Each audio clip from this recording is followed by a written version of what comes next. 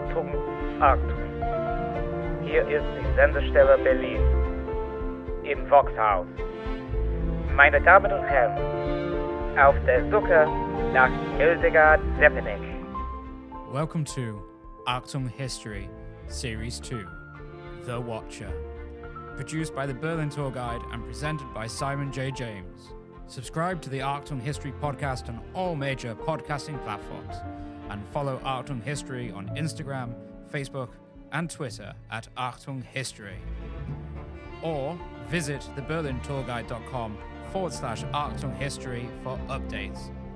If you wish to support Achtung History, you can do so through Patreon at patreon.com/Achtung History. This is The Watcher, Episode 4, Unearthed.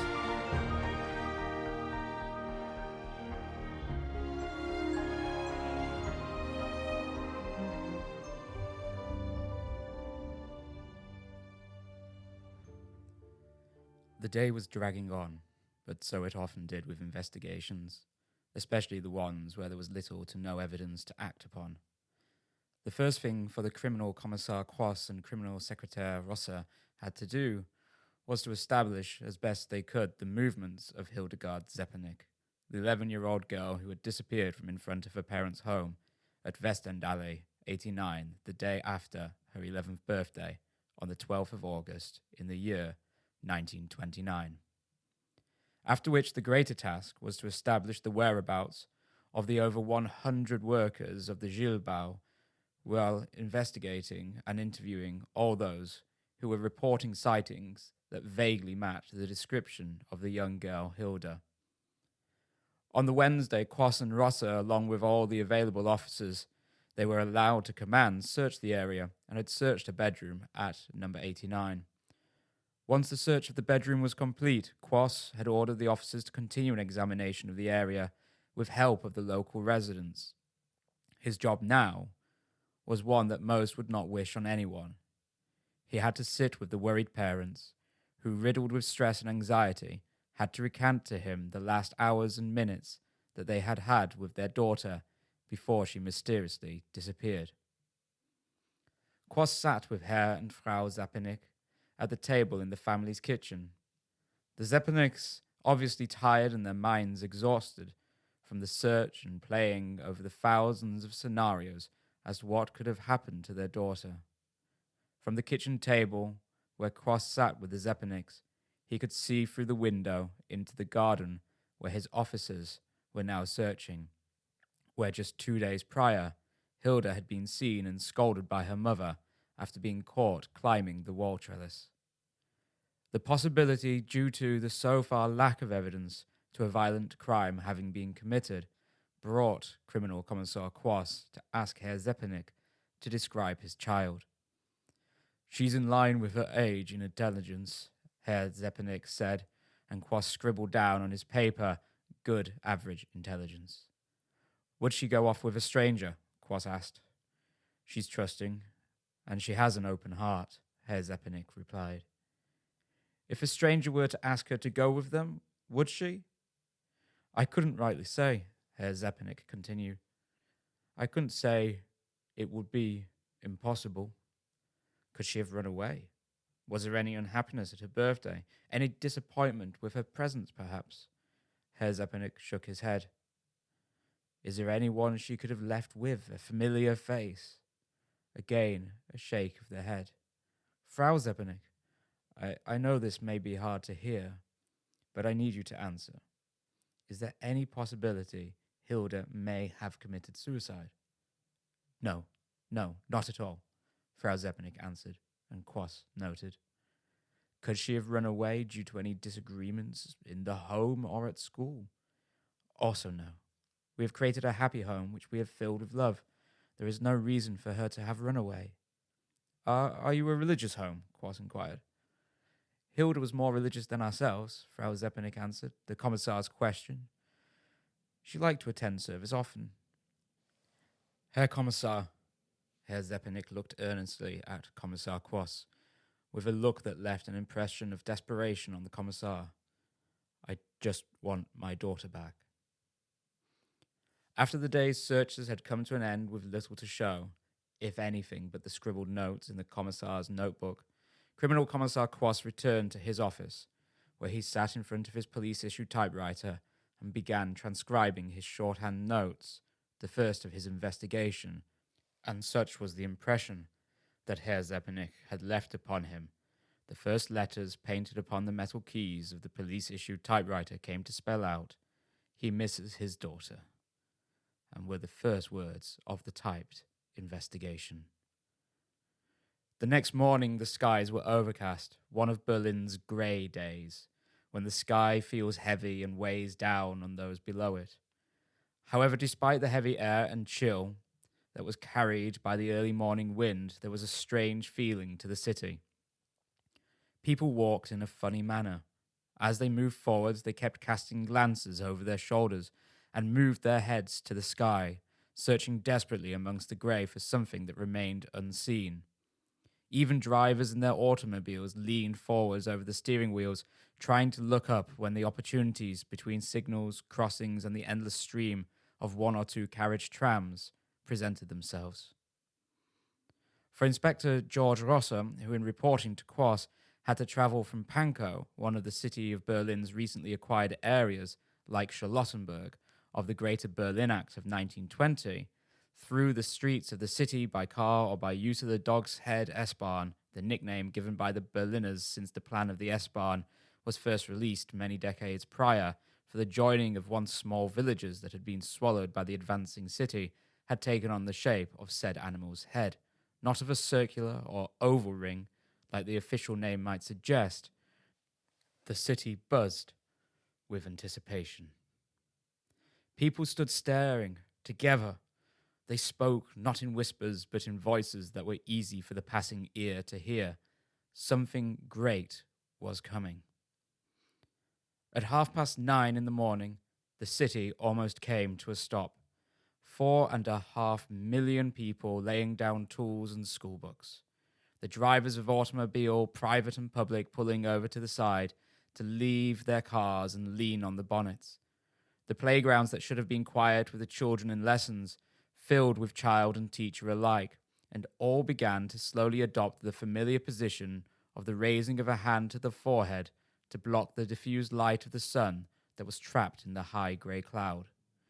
Time drew on, and hands that shielded eyes grew tired. Automobile drivers returned to their seats and drove on, disappointed. That was until a great hum echoed within the city.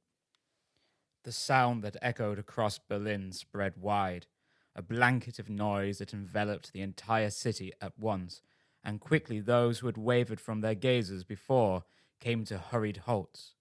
It was a sound that alerted all, even the members of the advertising congress at the Central Hotel, who left their debates to stand in the streets, their eyes being guided by their ears that had focused on the omnipresent drone of Maybach engines, each spewing out 550 horsepower as they spun propellers. Suddenly in the west, the first cries began. Fingers point to the sky and voices shout, "There it is!" Others followed, and soon the whole of Berlin West was gazing at the silvery object that floated in gracefully and majestically, carrying aboard not only celebrity and pioneer, but the heroes of the crew and their commander, Hugo Echner, who had brought the rigid dirigible, its designation DLZ-127, in tall script on its side, alongside the name it had been christened, the Graf Zeppelin. Carrying not only passengers, letters, and postcards, this great ship of the skies also carried the imagination of millions of people with it. And even though it was not the first time an airship had been spotted over Berlin in pre-war days and in 1919 having a regular airship service, and the Graf Zeppelin itself having already flown over the city, it never ceased to amaze. The people of Berlin looked to the sky and witnessed the dances of the more nimble, heavier-than-air biplanes pirouette the great silver, lighter-than-air Graf Zeppelin. Its appearance washed not only any news that had been in the heads of the onlookers away, but also sensibilities, for at least a few people, caught by the appearance of the spectacle, had wandered to their rooftops and taken one step too far, falling from great heights to the ground. The airship Graf Zeppelin was on its way around the world, having begun in Lakehurst, New Jersey, or in Friedrichshagen, depending on one's view, and made swift progress in its flight over the Welthauptstadt, flying over the Rotterberg, the police presidium, where a police band struck up the notes of the Deutschlandlied as it soared over her head and disappeared from sight of the city in the east. For Quoss and Rosser, the appearance of the airship could not deter from the continuation of their investigation, but it would not allow for the day to begin at the Lyceum of Hilda, where the children had gathered to witness the Graf Zeppelin. However, they were certain there would be 2 people in Berlin who would not be buoyed by the joy the airship had brought to most. The Zeppeliniks had provided the criminal commissar with many movements of young Hilda. With Frau Zeppenik being at home, she had been able to inform the commissar of the times from when she awoke to when she went to school, and tell through teary eyes the last time that she was able to speak with her cheeky and spirited daughter. Now it was time to start asking the residents what they knew, and to start building the pieces that he hoped would eventually come together to form the puzzle they had to solve. First was a visit to the Firma Colonial Warenhandlung Nitschke, where Quoss stood on the shop floor and spoke with the 18-year-old seller, Herta Hoffman. Around 6 p.m., you're certain of the time? Yes, I am. I remember because it was the day Hilda disappeared. Hilda was always polite, and I thought it unusual that she was buying cigarettes, so I asked who they were for. Quoss listened and jotted on his pad as she spoke. She said she was buying cigarettes for the stone unloader Schultz. I said I only knew of the guard by the name Schultz. Quoss noted the name Schultz and stone unloader. It's possible that the stones and bricks were still being unloaded after 4, after the workers finished on the site. How did she pay? With a 50 pfennig piece. Would you still have it? He inquired. I'm afraid many more have come and gone since then. It would be impossible. Next, Quoss and his investigators decided, with normality resuming, it would be beneficial to approach Hilda's teachers at the Lyceum and Preußenallee. The teachers could be helpful in describing a child without the mists of parentship clouding an objectivity that would be required to help build a further profile of a child, a girl they had never met, but needed to know. Frieda Ramm, Hilda's German and French teacher, was glad to make herself available to the investigators. Frieda Ramm told them much of what her parents had already explained of her character, sunny and spirited, but it was not the information they were searching for, and to get to the answers they needed, as to explain how a girl had disappeared and as to whom may have taken her, Quoss had to resign himself to asking the difficult questions that a criminal commissar has to ask. Frau Ramm, do you believe that Hildegard may have been of interest to people of a certain persuasion? Quoss asked as delicately as he could. Well, I can imagine, Frieda Ramm began to form her answer as matter-of-factly as she was able, that the child could make an impression in an erotic relationship on someone who is appropriately predisposed. But I have not experienced or observed any tendencies towards any erotic thing from her. On the contrary, I also hold her still particularly childlike.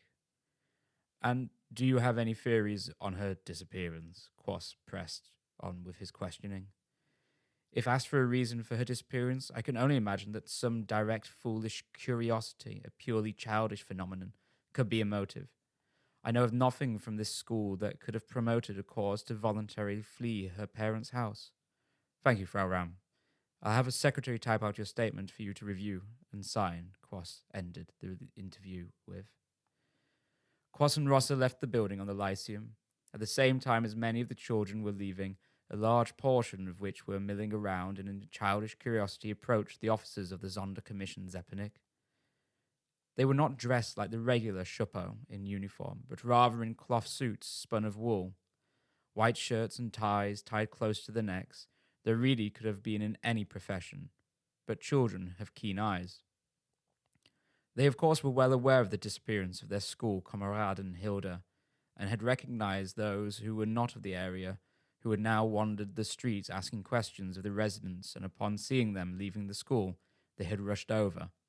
both boys and girls to ask their own questions of the men of the commission.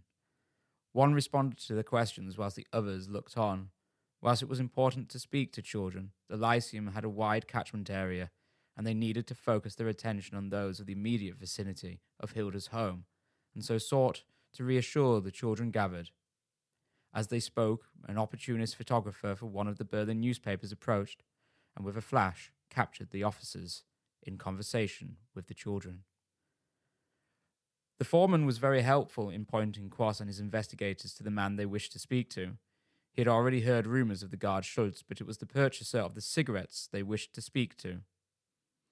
Herta Hoffmann of Nietzsche's Colonial Warenhandlung was adamant that Hilda had insisted that it was not the guard Schultz that had asked for the cigarettes, but rather a brick or stone unloader, and with the time being so close to the final sighting of Hilda, whomever this Schultz was of course of great interest to the investigation, being perhaps amongst the last, or even the last, to see Hilda before she disappeared. Wilhelm Schultz wasn't on the books. That had presented the first problem. The investigators had scoured through the list of employees of the carpenters, bricklayers, electricians, and plumbers, but found no one of that name employed. It transpired that the name was not on the books, not due to reasons of illicit trade, because he wasn't employed by the Gilbau directly. Rather, he, or his company, was contracted by the Gilbau to manufacture and bring the bricks to the construction site. However, with delivering such an important building material to the site, the foreman knew him well, and he happened to be at the site unloading another day's supply of materials. Wilhelm Schultz, Quass said to the man busy unloading bricks. The man stopped and turned to the investigators. I am, Wilhelm Schultz replied, stopping what he was doing in order to speak with the men who had now approached him. Criminal Commissar Quass, Quass introduced himself. How can I help you, Commissar? Did you send a little girl to purchase cigarettes from the Colonial Warenhandlung on this past Monday, the 12th? I can't say I did, Schultz answered assuredly. That would have been me, spoke another man, Erich Scheffler. You sent Hilda Zeppelin to buy cigarettes. I did. Gave her 50 pfennigs to buy 10 Juno, which she did, and gave me the 10 pfennigs spare as well. I didn't know her last name, just knew that she was called Hilda, and she called me Erich, and Arthur, she called Arthur. No formalities. Quass looked from the truck to Erich, and at this point must have realised that while she referred to Erich by first name, she must have found herself using the formal whilst in the Colonial Warenhandlung Nietzsche, and used the surname that was inscribed on the wooden siding of the truck, that of Erich's employer, Wilhelm Schultz. Did you see anything suspicious? Petitioned Quass. I didn't see anything that could be said to be linked with her disappearance, no. Did you see any unknown man hanging around the children's playground, perhaps? I did not. I didn't see anything like that. Very well. It still remained to Quass that nobody had seen anything at all, making the mystery of the missing girl more infuriating. Could you tell me, Herr Scheffler, what your movements were after you unloaded and last saw the girl? Finished work here, then went to an inn opposite the train station at Spandauer Strasse called some Eisbeinwirt. I went to my brother's apartment around 4:30, but it could have been later. I don't know. As Quass continued his lines of questioning, slowly building the picture of the last movements of Hildegard Zeppelin, the uniformed police had begun to instigate roadblocks in areas of the city. But with 2 full days having passed and a third was about to draw to a close since the disappearance of Hildegard Zeppelin, the chances of discovering a girl in a car fleeing the city now were minute.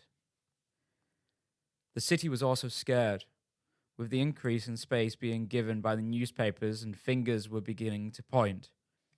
Quass had that evening attended to the matter of a certain Fritz Kuhn in the Sportklause on Reichskanzlerplatz, who had been telling all those who would listen that the girl had been found in the office of a lawyer on Reichsstrasse, a tiring end to a day that still required the notes to be typed up twice, one for the current case file and one to be deposited in the main file. As Quass returned to his office, he passed the newspaper stands and sellers of Berlin, who were now at the late hour selling the evening editions of the city's press, and if he had taken a moment to gaze at the front covers, it would not take him long to find that his current case was headline news, and his face was also occupying a story that a quarter of the cover of the Volkszeitung had dedicated to the missing child. Soon the people above him would be wanting answers. The press added pressure, a press that believed they spoke for the people of the city, whether the people liked it or not. And the more headlines, the more columns that the story came to occupy, the more he would be expected to produce results, especially seeing as the detectives of the Prussian police were a model of modernity for a new idea of policing, not just within Prussia, but across the world. It was with increasing regularity that the police presidium under Karl Zaugerbiel found itself under the scrutiny not only of the government but of the press. Often to those of the higher echelons of the Prussian police structure, it felt that the press were becoming the body that controlled the actions of the government, the press not needing a mandate of the Berlin people to print the supposed voices of the Berlin people, which often came from behind the plate glass windows of a building on Bürlowplatz. Zaugerbiel, known as being the more ruthless, had felt the full brunt of the paper's ire after his disastrous decisions of May that year, the fated year of 1929, that had led to the Red Rivers of Blood May. A disaster to which Zaugerbiel had placed responsibility upon the communist paper Die Rote Fahne and its supporters, leading to his banning of its publication, which only sought to incentivize not only the communist supporters further, but to also help band together the more liberal of the Berlin newspapers in their support of one another, and to transfer blame for Blood May from the communist strongholds and lay it rather in the hands of the police president, Zaugerbiel himself. Beneath the bald head, stern, thick eyebrows and face, it appeared as if it belonged to a retired barber roller rather than the police president of Zaugerbiel, was the more affable Dr. Bernhard Weiss. Dr. Weiss, a Jewish lawyer who had risen to be a leading figure of the Kriminal Polizei, or Kripo, by 1918 and its head by 1925, finally in 1927 coming to hold the office of vice president. Not the reactionary that Zaugerbiel was, Dr. Weiss was calculated and supportive of the efforts of the departments, especially Kripo and the Mord Commission, to advance their work, but had drawn indignation from the far right of the political spectrum after banning the brown-shirted thugs and party of the Austrian corporal in Berlin as one of his first acts as vice president on the 6th of May, 1927. All were feeling the squeeze of the politicians who themselves were being turned by the press. On the ground that was littered with the waste of a building site, from shards of brick and splintered wood that littered the sandy wasteland that Berlin rose from, Dr. Heinrich Kopp stood, surrounded by the detectives under his command as chief criminal inspector of Abteilung 4 of the Prussian police. He had to take to the ground of the Gilbau that, despite a total lack of evidence to the contrary, was being treated as the center of investigation, suspicion, and personification of the crime that was as yet unclassified beyond a missing persons case, but commanded its own Sonderkommission as the head of the criminal police. To whom he must speak were to the people, to whom he must answer, the press. They had gathered on the Friday morning around the skeletal building that was awaiting its roof and windows to be finished in the hope of the owners that the building might be open to tenants by October. Earlier in the day, before the gathering had begun, Quoss, Dr. Kopp, and Quoss's equal within the Sonderkommission Zeppelin, Criminal Commissar Werneberg, had walked the grounds to familiarize the chief with the lay of the land. Repeating the facts he had so far gathered, Criminal Commissar Quoss recalled the details, movements, and scraps of information that so far had been pieced together in the main file. Dr. Kopp listened attentively. It was little to go on. How was Dr. Kopp to direct the questions of the press and frame the answers, thus influencing the thought process and opinions of their readers? There was, of course, the theory that had become the favorite of the press, and the logical theory of the police that the disappearance of Hildegard Zeppelin could only have been the work of a stranger. And it was this theory that was causing the city to become suspicious. So they walked and kicked the dirt of Berlin's sand bowl land, the land that the soldiers of Napoleon had noted for its barren quality, their obvious belonging to the police being noted by the workers arriving on site to begin their working day, but to whom the presence of the police was no longer a cause for the eyes to wander with intrigue. Such had become the regularity of their visits, and despite the criminal investigations being undertaken, there was no reason to call a halt to the construction. So Quoss, other than the collection of alibis, had left the workers alone to continue their work after all the site had been searched and searched again. The reporters noted, and their photographer colleagues depressed the buttons that, even in daylight, triggered the bright bulbs of their flashes. Quoss and Wernerberg stood by, as did other members of the Sonderkommission Zeppelin, a showing of unity and support for their superior. Dr. Kopp stood tall before the small crowd and presented a well-tailored Prussian figure, with close-cropped hair, a thin face that was not gaunt, and adorned a gaze that was warm and welcoming as it was stern and serious. For Quoss, his schedule was for the morning press conference to be followed by a site inspection for the benefit of the press.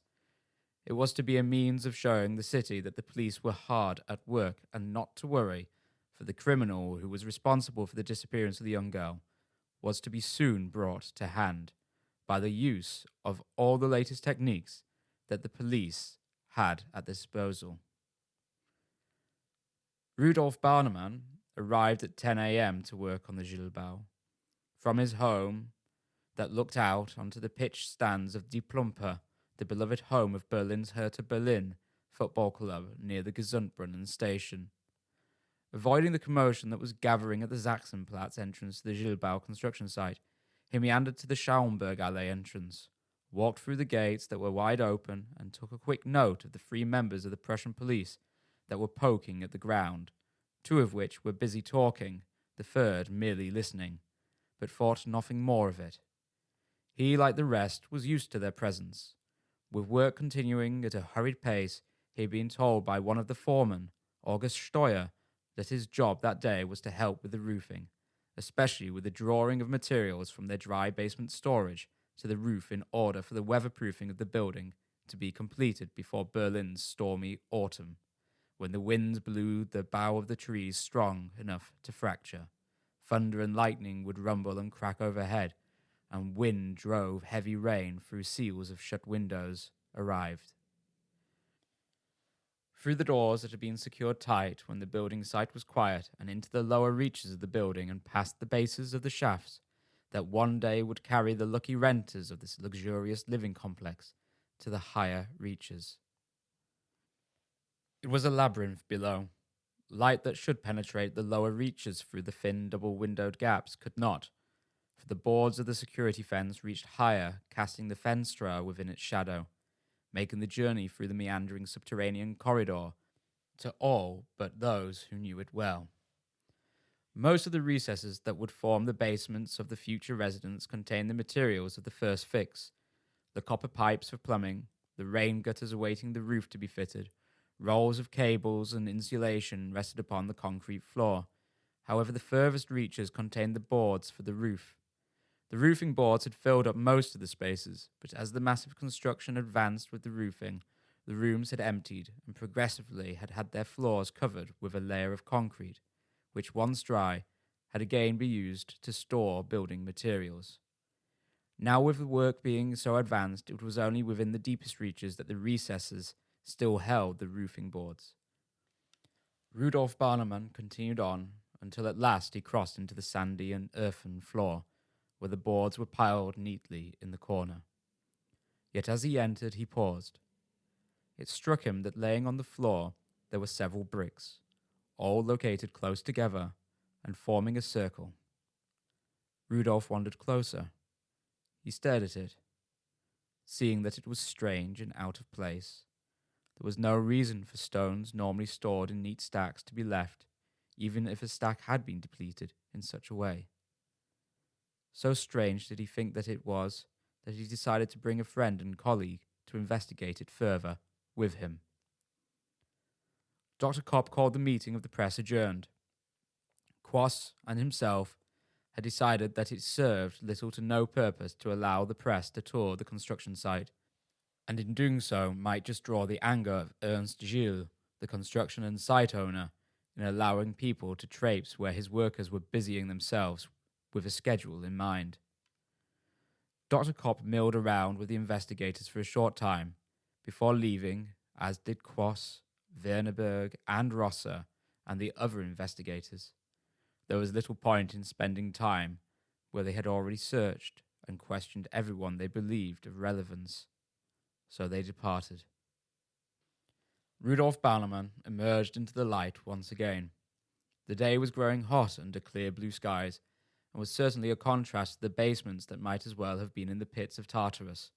Some workers were already purchasing beer from the Boudicca and carrying the bottles from the hut to where they were to be stationed for the day. Rudolf found Otto Rich, his 29-year-old colleague and friend, despite a near 21-year age difference. Back through the labyrinth, Rudolf wandered with Otto in tow, treading the sand and soil ground beneath their feet, until they reached the basement room and its circle of bricks that had concerned Rudolf.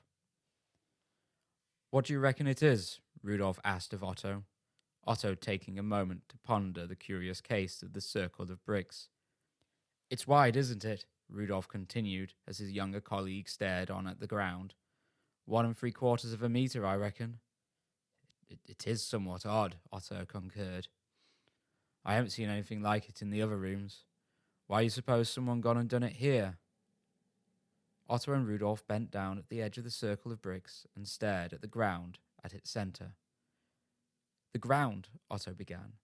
"It's not compacted like the rest, see, where we walk? It's got to be freshly dug." He reached out his hand and touched the earth. Even with the slight pressure from resting his palm upon the earth, the ground below sank. Otto and Rudolf looked to one another. "Press a little harder, Otto." Otto did as his older colleague asked, and found that with a little exertion of pressure, his hand sank into the earth up to his wrist. "Look," Otto pointed out, "the top layer of the earth. It's dry, but here it's damp. It's been recently turned. I don't like it, Rudy. With Kripo walking around here, I find it awfully suspicious." "What do we do?" Rudolf asked. "Go tell the foreman. I think we need some more eyes on this." Rudolf Bannerman left the basement room, leaving Otto on his own. Otto took a moment. He stood, wandered over to the stacked roofing boards and pondered the room before him, taking note of the imprint of the rubber heel of a boot left in the loosened earth, and the marks of a dog having been in the area. But being on his own in a room where he felt more and more assured that with the police loitering and the press bothering, that being left alone in a room that was growing in suspicion to him was not of sound mind, and more people were required. Once more in the light of day, Otto went in search for those he was friendly with amongst his colleagues. What had happened to Barneman he could not say, but he couldn't be found easily, so Otto went in search of and found his brother Wilhelm. Together they found the foreman Volak. "What's going on?" August Steuer, the foreman, asked, as he saw the 3 men journey towards the basements. "Just found something suspicious and going to have a closer look," Otto Rich answered. "Where?" Steuer inquired, bemused. "One of the deep rooms, with the roofing material." "What's suspicious about it?" "It looks like the earth's been recently turned, and there's a strange circle of bricks." "On you go. I'll join you shortly." In the suspicious room once again, the 3 eyed up the ground. Wilhelm asked of Volak, "Can we dig? See why the ground was turned?" Volak nodded. Wilhelm began pulling away at the earth with his hands. Then Steuer arrived, followed shortly thereafter by Gansko, also a foreman.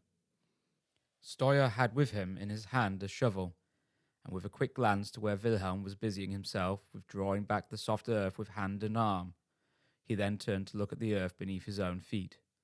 Taking the spade, he placed it into the earth away from the stone circle, and with a sharp but gentle twist of the wrist, the pointed end of the shovel pricked at the floor, cutting a V-shaped chip in the compacted earth, showing that, with so many feet moving through the construction site, all of the earth that, as of yet, did not have a layer of cement covering it, was heavily compacted.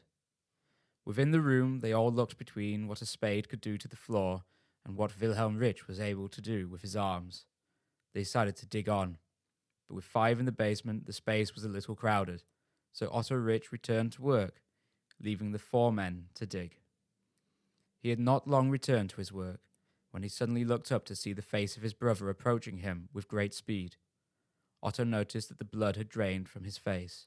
He ran over excitedly, but not with joy, rather with horror. He grabbed at the shoulders of his brother and steadied him, and then from lips that adorned a face as white as a wall said, "We found her."